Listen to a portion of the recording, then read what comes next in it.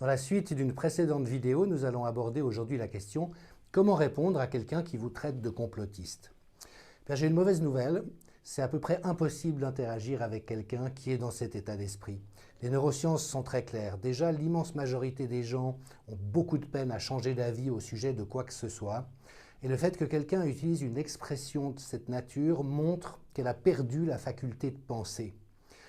Dans un très bon article, Guy Mettan, journaliste d'expérience indépendant, relevait que ce genre d'étiquette avait toujours existé au cours du temps et qu'elle vise en fait à disqualifier son interlocuteur de sorte à ne même pas avoir à entendre ce qu'elle a à dire. À une époque, on traitait les gens de communistes, puis de gauchistes, puis de fascistes, puis de racistes, puis de... Vous voyez, puis aujourd'hui c'est complotiste. Et donc franchement, une personne qui utilise cette étiquette contre vous montre qu'à ce moment-là, et c'est malheureusement en général chronique, elle a perdu la capacité de penser et donc elle ne cherche pas un dialogue authentique, mais qu'elle cherche à ne surtout pas entendre ce que vous avez à dire. Alors évidemment, quand on le subit, c'est désagréable.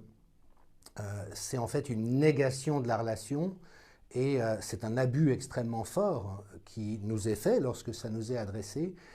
Puis d'un autre côté, comme toujours, je crois que la seule clé qui est vraiment libératoire pour nous, pour éviter d'entrer en symétrie et dans la colère par rapport à ces gens-là, eh ben, c'est la compassion. C'est de comprendre que quelqu'un qui est tendu, anxieux, tellement pris dans le malaise qu'il n'est plus capable d'interagir avec quelqu'un, et quelqu'un qui, au fond, est en grande difficulté, et que de ce point de vue-là, c'est important d'éviter d'en rajouter des couches. Vous voyez ce que je veux dire? Ça n'est jamais dans l'exacerbation ou la contre-attaque que quelque chose va pouvoir se dénouer.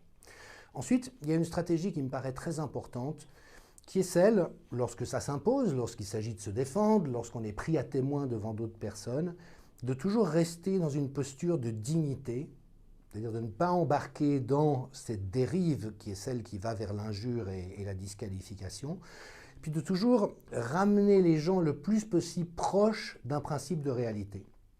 Je donne un exemple.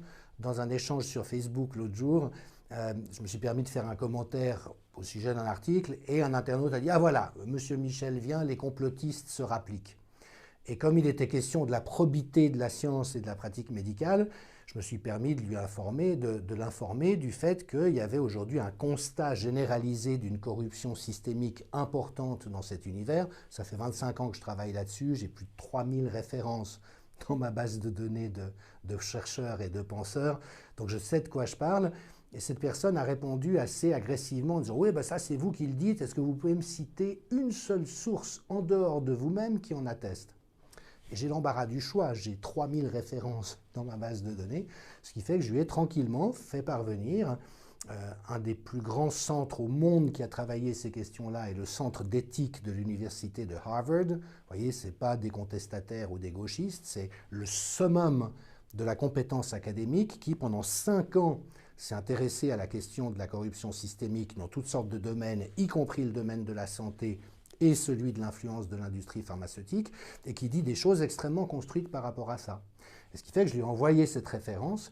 Alors évidemment, il ne l'aura pas lu, il ne sera pas revenu à moi parce que ce n'était pas quelqu'un qui cherchait un dialogue authentique.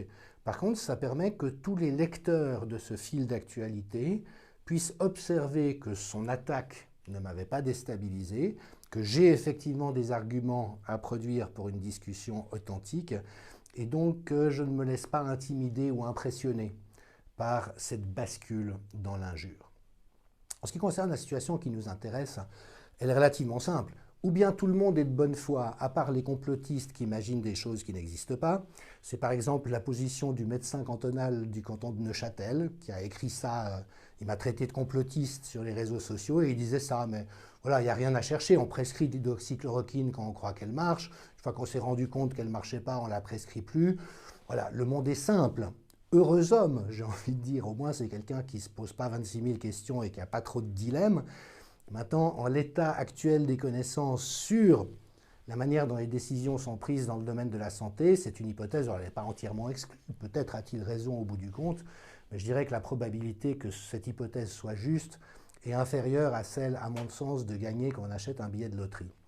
Étant donné que tout le monde, à part ce médecin cantonal et d'autres, mais les centres d'éthique des universités, les revues médicales elles-mêmes, tous les gens un peu au courant du domaine savent qu'on a un gros problème de probité systémique dans cet univers, eh ben on se rend bien compte que par exemple, alors qu'on exigeait de l'hydroxychloroquine 26 000 gages et d'efficacité et de sécurité, avec en plus des études truquées, quand le remdesivir est accepté sans preuve de son efficacité, avec des gros doutes sur sa sécurité, avec une espèce de double standard, où tout d'un coup, on s'en fiche, qui est des données probantes et des études randomisées en double aveugle, ben on voit bien qu'il y a une différence, qu'il y a une inéquité qui doit quand même renvoyer à quelque chose. Il faut savoir qu'en France, quand Agnès Buzyn a classifié l'hydroxychloroquine sur la liste des produits vénéneux au mois de janvier, ce qui a retiré aux personnes, c'est un médicament en vente libre jusque-là, Libération est allé chercher l'information qu'en fait, ça a été fait à la demande du laboratoire Sanofi, qui est en France le producteur d'hydroxychloroquine. C'est donc le laboratoire qui a demandé à la ministre de classer ce médicament qui n'avait jamais posé aucun problème de sécurité. Et qu'est-ce qu'on observe 6 mois plus tard? C'est que l'Union européenne vient de commander 300 millions de doses de vaccins à qui? Vous avez deviné, à Sanofi. Donc, on voit bien qu'il y a des choses qui ne sont pas claires. Deuxième hypothèse, c'est juste la corruption systémique qui est agissante comme elle l'est chroniquement dans ce domaine. Et ma foi, c'est déjà suffisamment grave. Puis troisième hypothèse, comme on voit quand même une destruction de nos sociétés, de nos économies, une mise à genoux des pays et une espèce de mafia tentaculaire numérique et transhumaniste qui est en train de recueillir tous les fruits de ce psychodrame invraisemblable qui a été généré, se pose effectivement la question de savoir s'il y a une orchestration. On voit quand même que l'OMS, les gouvernements, les GAFAM, Facebook, Twitter, les panels d'experts, la task force, réagissent tous de la même manière, d'une manière qui ouvertement est malhonnête à certains égards, et donc on a le droit de se demander, mais bon sang, qu'est-ce qui se passe ? Il faut rappeler que des complots, il y en a eu énormément dans l'histoire de l'Occident. La guerre du Vietnam a été déclenchée suite à une fausse attaque qui avait été montée de toutes pièces par l'armée américaine pour pouvoir dire nous avons été attaqués. La guerre en Irak a été déclenchée dans les mêmes conditions.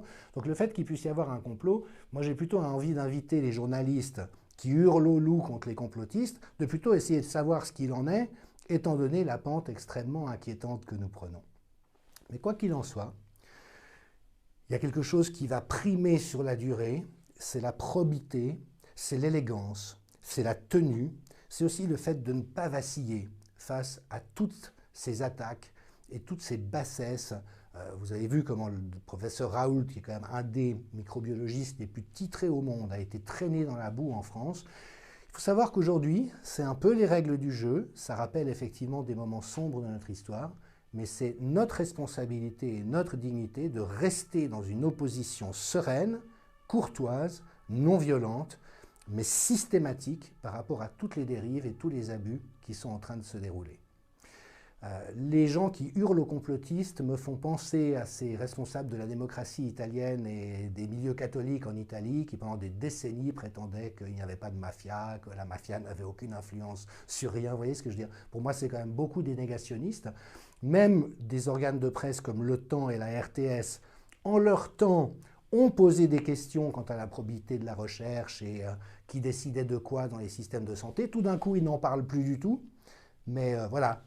Tout ça pour dire que tôt ou tard, la vérité apparaît, tôt ou tard, le temps nous donnera raison. Et donc c'est important de rester très calme et posé face à des gens qui sont tellement perdus et tendus intérieurement qu'ils sont dépossédés de la compétence de dialoguer, de réfléchir et de co-construire quelque chose d'intelligent avec les autres. Une personne réellement scientifique ou réellement capable de penser, elle sera toujours preneuse de vos arguments, surtout s'ils sont différents de ce à quoi elle a l'habitude de croire. L'objection est intéressante en elle-même. Et donc, pour moi, la capacité d'entrer dans une co-construction, c'est vraiment la marque de la liberté intérieure d'une personne, mais donc aussi du crédit que vous pouvez lui faire en tant qu'interlocuteur sur une question complexe. Pour le dire en 2 mots, et ce n'est pas très élégant, je m'en excuse, mais quelqu'un qui vous traite de complotiste, rangez-la d'emblée dans la catégorie des gens qui ne sont pas capables de penser et de dialoguer, jusqu'à preuve du contraire, Et comme ça, vous vous éviterez bien des mésaventures. À bientôt, j'espère. Merci.